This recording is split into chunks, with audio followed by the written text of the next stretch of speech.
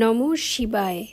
আজকের বরদান বাপ দাদার নয়নের তারা ভব। বিশ্লেষণ। তোমাদের কারোর উপরে অংশ মাত্র কি আকর্ষণ দেখা যায়?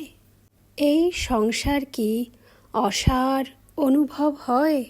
এই সংসার তো মরেই পড়ে আছে, তো মৃতদের উপরে কোনো প্রাপ্তির ইচ্ছা হতে পারে কি? এমন ইচ্ছা মাত্রম অবিদ্যা স্থিতি, সদা এক বাবার রসে ডুবে থাকা, এক রস স্থিতি হয়ে গেছো কি?